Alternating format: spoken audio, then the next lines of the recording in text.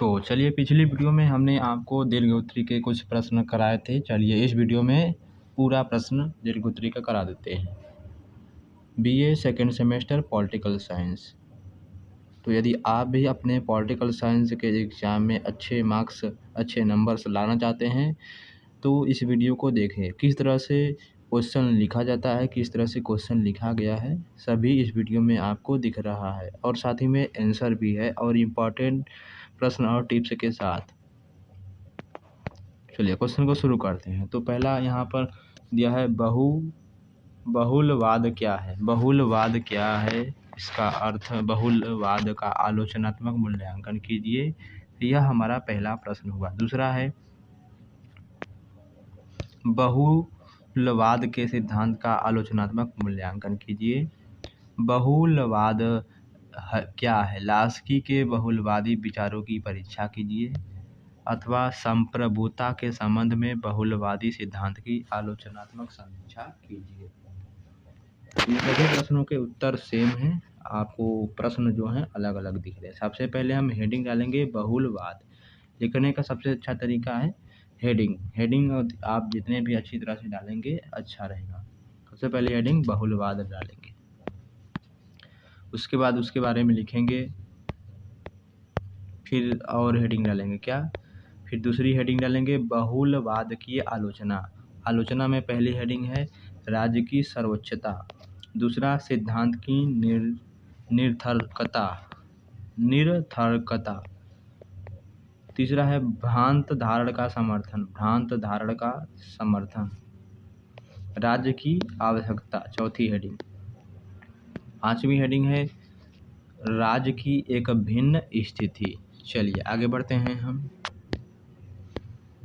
छठवीं हेडिंग है हमारी उद्देश्यों में असफलता। सातवां हेडिंग है प्रभुत्व शक्ति का त्याग आवश्यक रहे। आठवां हेडिंग है राज्य के कार्यों का विशेष महत्व। नौवीं हेडिंग है हमारा क्या, बहुलवाद राष्ट्रीय एकता का विरोधी। 10वां हेडिंग प्रभुसत्ता समाप्त नहीं हो सकती। अब आते हैं नेक्स्ट प्रश्न में। नेक्स्ट प्रश्न हमारा है कानून से रिलेटेड। यदि आप दीर्घ प्रश्न को तैयार करते हैं तो आप अति और लघु आसानी से कर सकते हैं। तो यहाँ पर दो प्रश्न आपको दिख रहे हैं, दोनों के उत्तर सेम है। आपको लिखना एक है जो आपको अच्छा लगे। कानून की परिभाषा दीजिए तथा कानून के वर्गीकरण पर प्रकाश डालिए। विधि की परिभाषा दीजिए तथा इसका वर्गीकरण प्रस्तुत कीजिए। तो सबसे पहले हेडिंग डालेंगे हम कानून का अर्थ एवं परिभाषा। तो कानून का अर्थ इसमें बताएंगे, थोड़ा सा पढ़ देते हैं। कानून का अंग्रेजी पर्यायवाची शब्द क्या है, ला है, जो लोग शब्द से बना है। लोग का अर्थ है निश्चित या स्थिर। अब इसके आगे आपको पढ़ना है। तो यहाँ विभिन्न वैज्ञानिकों के अनुसार इनका मत है। प्लेटो के अनुसार, अरस्तु के अनुसार, थॉमस एक्विनास के अनुसार, ऑस्टिन के अनुसार और विल्सन के अनुसार और हॉलैंड के अनुसार। अब हम हेडिंग डालेंगे कानून का वर्गीकरण। कानून के वर्गीकरण में पहला हेडिंग है, उसके बारे में लिखेंगे। पहले कानून का वर्गीकरण, उसके बारे में लिखेंगे। फिर पहली हेडिंग संवैधानिक कानून, दूसरा साधारण कानून, तीसरा अध्यादेश। चौथी हेडिंग है सामान्य कानून। पांचवी हेडिंग है क्या, प्रशासकीय कानून। छठवीं हेडिंग है अंतर्राष्ट्रीय कानून। आगे बढ़ते हैं। आगे जो कि इम्पोर्टेंट प्रश्न है, इसमें 4 प्रश्न हैं, चारों अलग अलग प्रश्न हैं और उत्तर सेम है। तो स्वतंत्रता से आप क्या समझते हैं, स्वतंत्रता के विभिन्न प्रकार बताइए। दूसरा, स्वतंत्रता की अवधारणा की विवेचना कीजिए। तीसरा, स्वतंत्रता पर संक्षिप्त टिप्पणी लिखिए। चौथा, राजनीतिक स्वतंत्रता का अर्थ क्या है। सबसे पहली हेडिंग स्वतंत्रता तथा उसके विभिन्न स्वरूप। पहली हेडिंग क्या है हमारी, स्वतंत्रता का अर्थ। स्वतंत्रता मनुष्य की सबसे प्रिय वस्तु है। मनुष्य स्वभाव से स्वतंत्रता चाहता है। मनुष्य के समस्त अधिकारों में स्वतंत्रता का अधिकार सबसे महत्वपूर्ण है। फिर उसके बाद हम हेडिंग डालेंगे स्वतंत्रता की परिभाषाएं। उसके अंदर पहली हेडिंग क्या है, लास्की के अनुसार, ग्रीन के अनुसार, रूसो के अनुसार, मॉन्टेस्क्यू के अनुसार, मैकेंजी के अनुसार, स्पेंसर के और आशीर्वादम के अनुसार, विभिन्न वैज्ञानिकों के अनुसार स्वतंत्रता की परिभाषाएं यहाँ पर दिया गया है। अब हम बात करेंगे स्वतंत्रता के विभिन्न स्वरूप। जो पहला स्वरूप है प्राकृतिक स्वतंत्रता। अब दूसरा स्वरूप क्या हमारा देखिए यहाँ पर दिया गया है।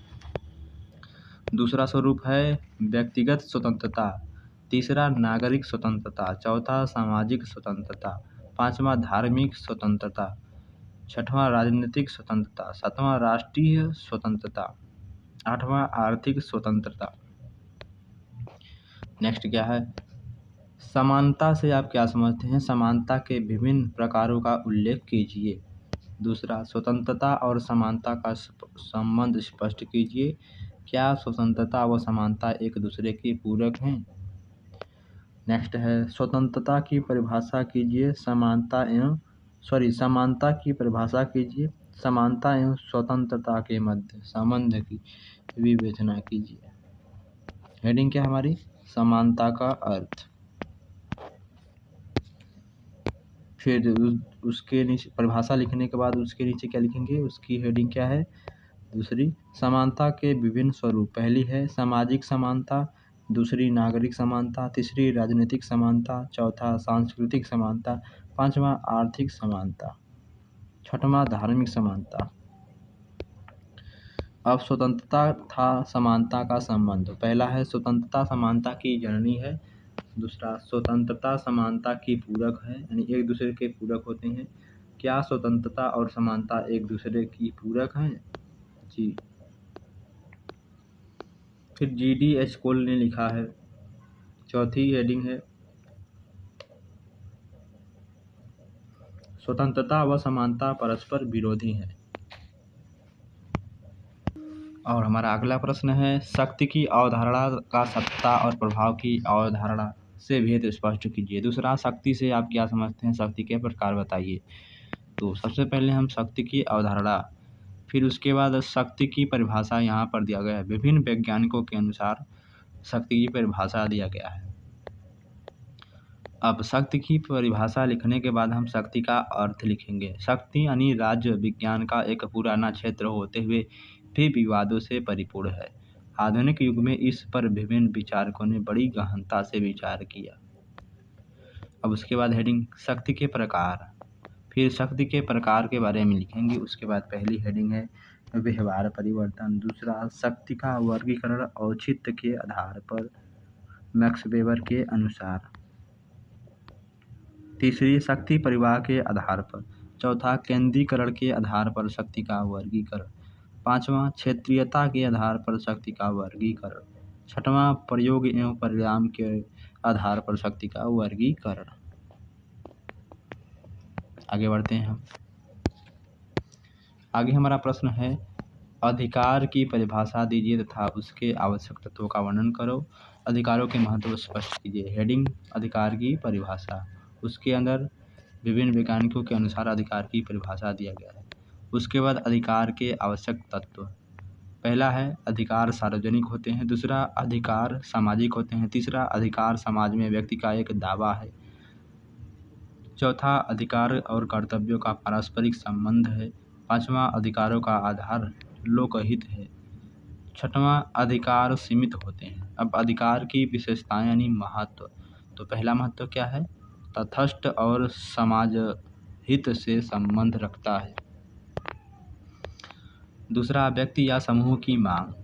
तीसरा, समाज द्वारा स्वीकृति। चौथा, स्वतंत्रता, समानता, नैतिकता तथा सदाचार आधार।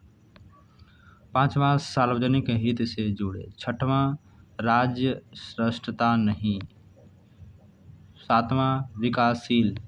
आठवां, असीमित नहीं। नौवां, अधिकार और कर्तव्य में अन्योन्याश्रय संबंध। नेक्स्ट प्रश्न है, राजनीतिक संस्कृति की परिभाषा और प्रकार का उल्लेख कीजिए। राजनीतिक संस्कृति की व्याख्या कीजिए, इसके प्रकारों की विवेचना कीजिए।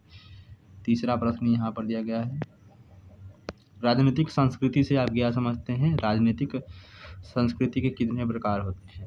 नेक्स्ट, राजनीतिक संस्कृति की परिभाषा दीजिए तथा यह राजनीतिक प्रक्रिया को कैसे प्रभावित करती है।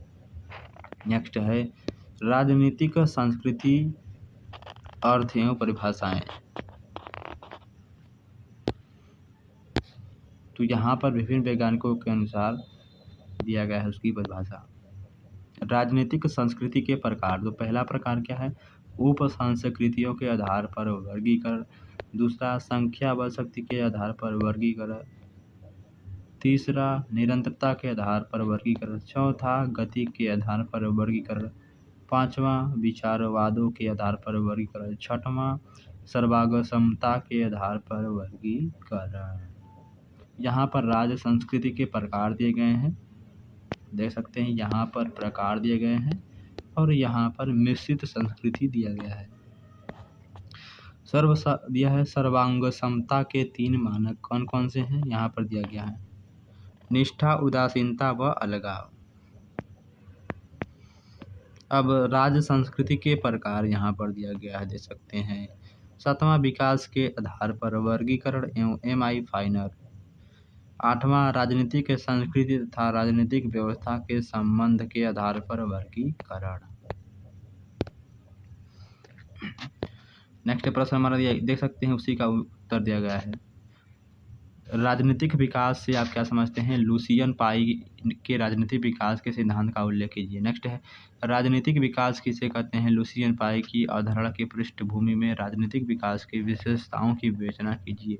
यह हमारे 2 प्रश्न हैं, दोनों का आंसर सेम है, देख सकते हैं।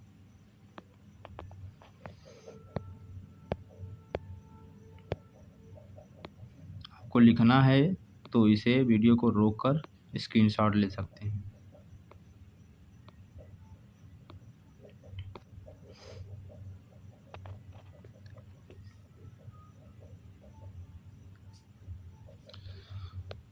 देख सकते हैं यहाँ पर। नेक्स्ट हेडिंग है, राजनीति विकास का लुसियन पाई का सिद्धांत। पहला, समानता। दूसरा, भिन्नीकरण। तीसरा, क्षमता।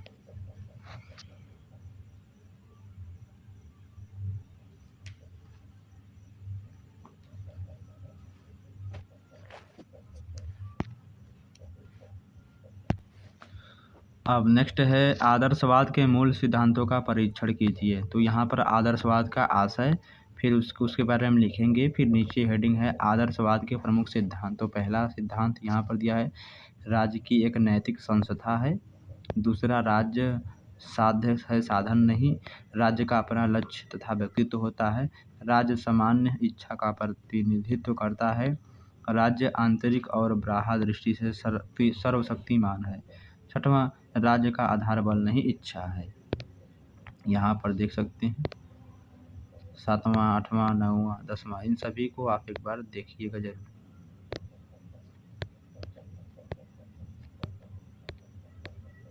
नेक्स्ट है, व्यक्तिवाद के मूल सिद्धांतों की विवेचना कीजिए।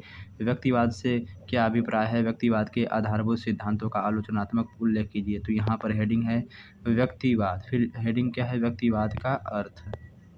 उसके बाद हेडिंग हमारा कौन सा है, व्यक्तिवाद के प्रमुख सिद्धांत। तो पहला है, राज्य एक आवश्यक बुराई है।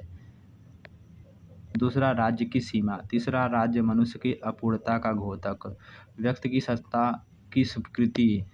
पांचवा, व्यक्ति स्वतंत्रता का रक्षक। छठवां, सरकार के हस्तक्षेप का विरोध। सातवां, योग्यता को महत्व। आठवां, राज्य एवं कृत्रिम संस्थान है। यहाँ पर एक बार देख लीजिए इसे। नेक्स्ट है, समाजवाद से आप क्या समझते हैं, समाजवाद की प्रमुख विशेषताओं पर प्रकाश डालिए। समाजवादी सिद्धांत के अनुसार राज्य के कार्यों की व्याख्या कीजिए। उसका उत्तर दे सकते हैं, यहाँ पर नीचे दिया गया है। थोड़ा सा और हम बड़ा कर लेते हैं, हाँ अब तो आपको दिख रहा है। फिर उसके बाद समाजवाद के प्रधान लक्षण एनसाइक्लोपीडिया ब्रिटेनिका के अनुसार यहाँ पर दिया गया है। नेक्स्ट प्रश्न है, साम्राज्यवाद किसे कहते हैं, साम्राज्यवाद की विशेषताओं पर प्रकाश डालिए। साम्राज्यवाद क्या है, साम्राज्यवाद के संबंध में मार्गेनथाउ के विचारों का विवेचन कीजिए। नेक्स्ट प्रश्न है, यानी कि उत्तर क्या है, साम्राज्यवाद, उसका अर्थ एवं परिभाषा।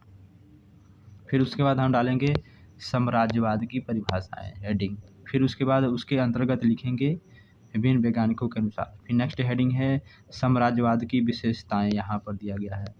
आगे प्रश्न है, राष्ट्रवाद किसे कहते हैं? राष्ट्रवाद के प्रमुख तत्वों का वर्णन कीजिए। इंपॉर्टेंट प्रश्न है। हेडिंग क्या है? राष्ट्रवाद का अर्थ। फिर से हेडिंग क्या है? राष्ट्रवाद की परिभाषा। इतना बड़ा परिभाषा दिया गया है राष्ट्रवाद की, देख सकते हैं।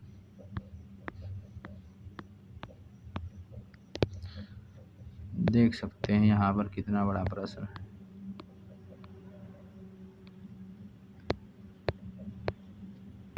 चलिए नेक्स्ट प्रश्न की तरफ बढ़ते हैं हम। लिंग समानता और स्त्री मुक्ति आंदोलन के बारे में संक्षिप्त विवरण दीजिए। लिंग समानता और स्त्री मुक्ति आंदोलन, उसके बारे में लिखेंगे। फिर है सिमोन डी ओवाया। चलिए अब इसको आपको उत्तर इसको देखना है, देख लीजिए। नेक्स्ट है संसदात्मक या मंत्रिमंडलात्मक शासन से आप क्या समझते हैं? इसके गुण दोषों की व्याख्या कीजिए। संसदीय प्रणाली की सरकार की मुख्य विशेषताओं का वर्णन कीजिए। इसके गुण दोषों की विवेचना कीजिए। संसदीय सरकार की विशिष्ट यह है विशेषताएं क्या हैं? इसके गुण और दोषों को बतलाइए। हेडिंग क्या है? संसदात्मक या मंत्री परिषदात्मक सरकार। नेक्स्ट प्रश्न हमारा दिया गया है यानी उसी के नीचे संसदीय शासन की विशेषताएं। नेक्स्ट पहले हेडिंग है कार्यपालिका के दो रूप, दूसरा है राज्य का संवैधानिक प्रधान, तीसरा है कार्यपालिका एवं व्यवस्थापिका का घनिष्ठ संबंध, चौथा है मंत्रिपरिषद का उत्तरदायित्व, पांचवा प्रधानमंत्री का नेतृत्व। अब इसके आगे आपको पढ़ना है।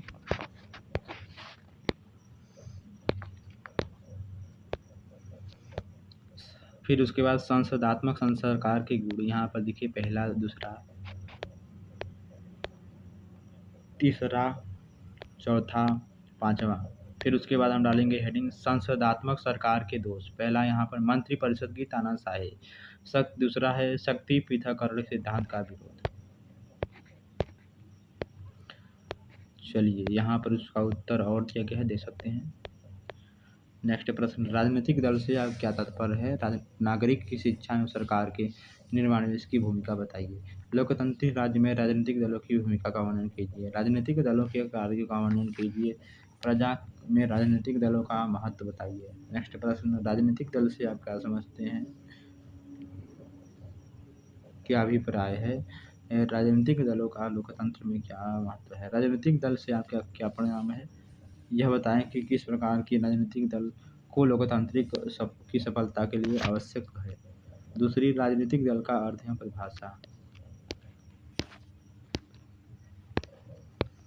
फिर तीसरी हेडिंग है यहाँ पर राजनीतिक दलों की कार्यान्वयन भूमिका, शासन संचालन, शासन पर नियंत्रण, सार्वजनिक नीतियों का निर्धारण, शासन व जनता के बीच कड़ी मेहनत, राजनीतिक प्रक्रिया प्रशिक्षण देना, व्यवस्था में एकरूपता लाना।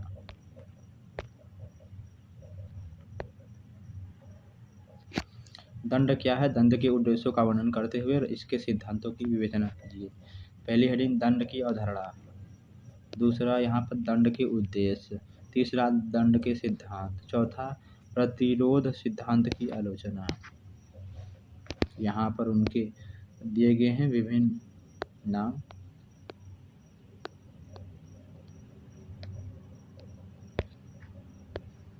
देख सकते हैं। हाँ, तो नेक्स्ट प्रश्न हमारा है दबाव समूह से क्या अभिप्राय है? इनके महत्व व प्रकार पर वर्गीकरण का प्रकाश डालिए। दबाव समूह की भूमिका और महत्व की विवेचना कीजिए। दबाव समूह से आप क्या समझते हैं? दबाव समूह की भूमिका की विवेचना कीजिए। हेडिंग क्या है? दबाव समूह। नेक्स्ट, दबाव समूह के प्रकार विभिन्न वैज्ञानिकों के अनुसार। नेक्स्ट है सांप्रदायिक दबाव समूह, क्षेत्रीय दबाव समूह, भाषाई दबाव समूह, जाति जगत दबाव समूह, नैतिक दबाव समूह, वैचारिक दबाव समूह, विदेशी दबाव समूह। दबाव समूहों का यहाँ पर महत्व दिया गया है, इसको पढ़िएगा। कार्यपालिका से आप क्या समझते हैं? कार्यपालिका के प्रकार बताइए। पहले हेडिंग कार्यपालिका का अर्थ, दूसरा कार्यपालिका के प्रकार, नाममात्र व वास्तविक कार्यपालिका,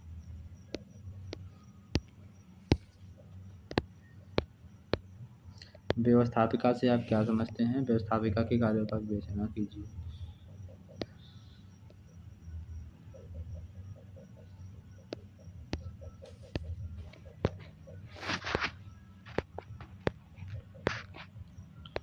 देख सकते हैं उसका उत्तर कितना बड़ा है।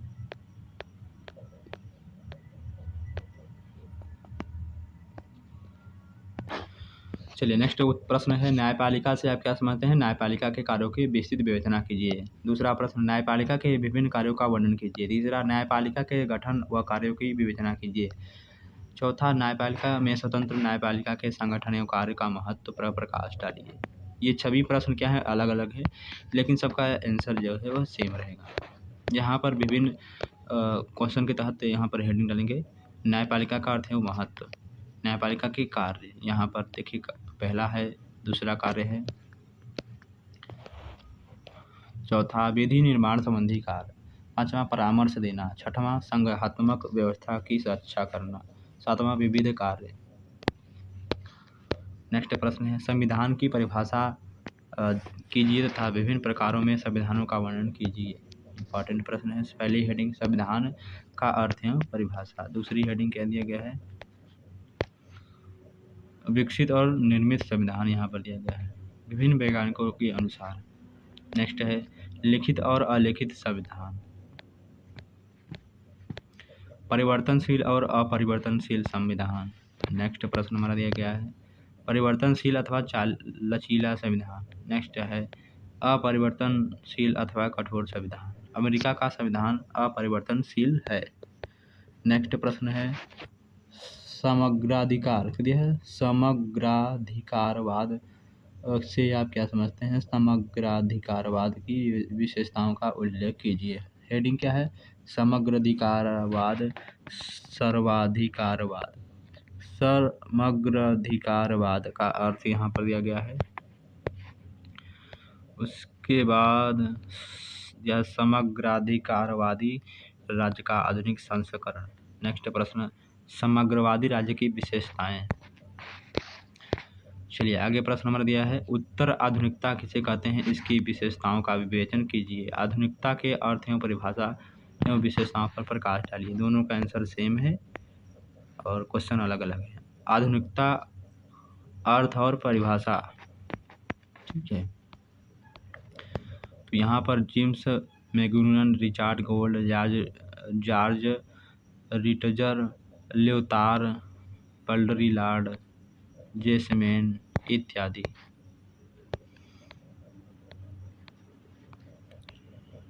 देख सकते हैं यहाँ पर इसका उत्तर दिया गया है।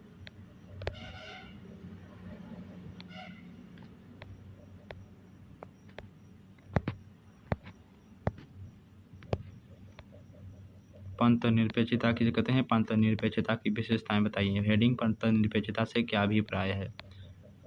उसके बाद पंथ निरपेक्ष राज्य की विशेषताएं। पहला यहाँ पर दिया गया है धर्म का सामाजिक समूह, धर्म का समाज का सामूहिक कार्य न होकर व्यक्ति का व्यक्तित्व कार्य। चलिए आज से आपका BA सेकेंड सेमेस्टर समाजशास्त्र क्लास समाप्त हुआ।